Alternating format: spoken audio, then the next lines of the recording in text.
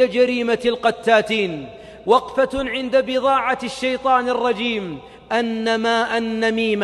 النميمة أن تنقل الكلام من رجل إلى آخر، امرأة إلى أخرى، على صفة الخفية لأجل إفساد ما بينهما. جريمة كبرى يوم أن تنقل كلمة من شخص إلى شخص آخر حتى تفسد بينهما، ترتكب كبيرة من كبائر الذنوب، لربما كانت من أسباب عذاب القبر ومن أسباب شويك في القبر، أعاذك الله من النار. السعي بين الناس بالنميمة بضاعة يجيدها اليهود الذين هم أهل الحسد، وهم الذين كلما أوقدوا نارا للحرب أطفأها الله. اليهود ينقلون الكلام بين الأمم ويقذفون دولة على أخرى، وفعلوا ذلك في زمن محمد عليه الصلاة والسلام مع الأنصار، مرة يوقدون النار عند الخزرج ومرة عند الأوس حتى توقد العداوات. وبعض عباد الله جنده الشيطان في جيشه، همه يشرب فنجال هنا وبيالة شاي هنا ليصب هؤلاء على أولئك. أتدري ماذا قال فلان فيك؟ أتدري ماذا يقولون فيك؟ ثم يقول والله إني لا أحبك، والله إني لا أخاف عليك، ويأتي بثوب الناصح وهو كاذب، ويأتي بثوب التقى وهو خائن. وكم طلقت من امرأة، وكم فصمت من عرى، وكم قطعت من أرحام بسبب مغفل جنده الشيطان من حيث يدري أو لا يدري. يأتي إلى أخيه فيقول أعوذ بالله فلان قال فيك كذا، أنا لا أرضى، أنا أنقل لك الكلام هذا لأني والله ما أرضى الذي قاله، كذب، بل هو راض. ولذلك من نقل إليك الغيبة فهو فاسق نمام. محمد عليه الصلاة والسلام ماذا يقول؟ لا يدخل الجنة نمام، وفي رواية لا يدخل الجنة قتات.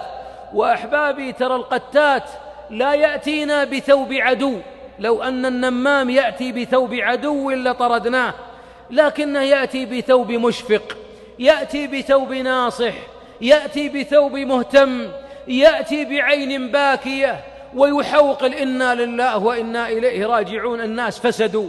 لماذا يا أبو فلان؟ والله ودي أقول لك شيء بس والله خايف تزعل. لا أبدا، ولا أقول لك استر ما واجهت، والله أن تخبرني. ويبدأ يرقق لك الخبر، وهي الكبيرة المفسقة المسببة لعذاب القبر.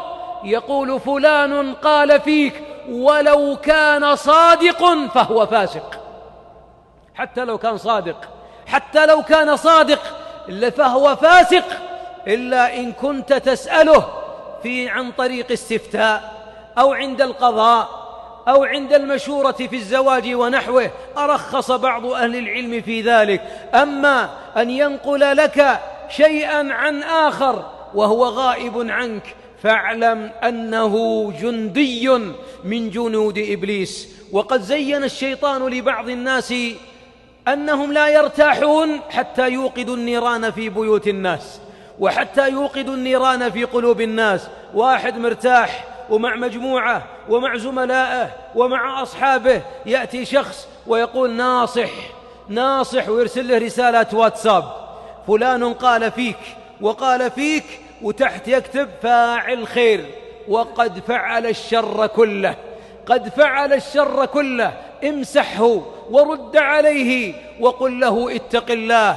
ولذلك بعضنا صدر السليم مرتاح يحب الناس جميعا، حتى يأتيه مجرم ولو صلى معنا، مجرم ولو تلا القرآن معنا، مجرم ولو أظهر المودة لنا، مجرم لأنه قتات نمام، ويقول عطني إذنك يا أبو فلان، والله أنا أقول لك لا تمشي مع فلان، لأني مرة كنت جالس وقال أصلا السيارة اللي عندك هذه مالها حرام. وبعضهم يقول أنت جبان، والله أبو فلان قال أنا بغيت أضربه، لكن والله ما بغيت المشاكل، وهو جبان كذاب، إنما يريدك أنت أن تتباعد عنه.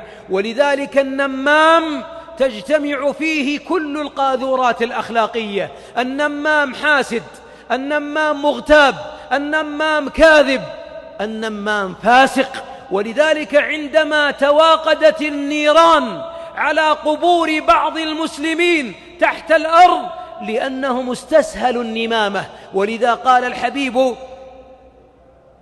عندما قال إنهما ليعذبان وما يعذبان في كبير، الأمر سهل عند الناس، سهل، سوالف، جلسة شاهي قهوة، جلسة طعام في المطعم، سوالف جوال، دردشات، هي سهلة عندهم. لكن أقول لك نصيحة، لا تمشي مع فلان.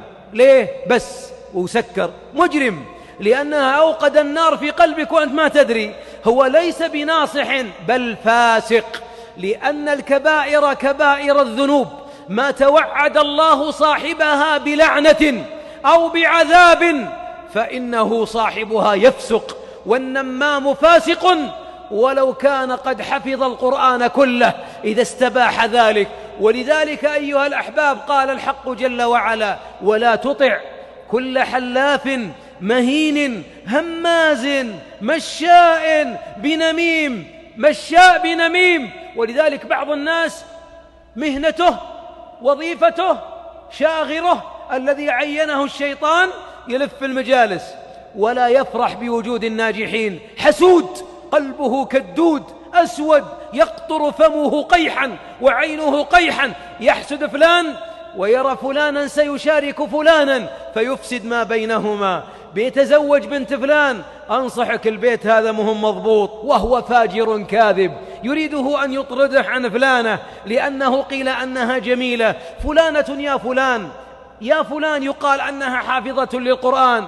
قرآن أنا عندي أرشيفهم كله وملفات البيت أعرفه، بلا قرآن بلا غيره، أبتعد أبتعد. وهو مجرم يريد أن يفصم العرى ويريد أن يوقع العداوة. ولذلك الشيطان يجند أخس، أجلكم الله، أخس النفوس طبائعا، فيجندها لدخول المجالس، وبعضهم العصر في مجلس والمغرب في مجلس والعشاء في مجلسين، والدوام شغال، وفي غرفة الموظفين وعند المعلمين وعند كل مكان، همه أن يوقد النيران. ثم إذا رأى النار تأكل بعض، حروب دول قامت بسبب النمامين، أرحام قطعت بسبب النمامين. ألا وإن النمامة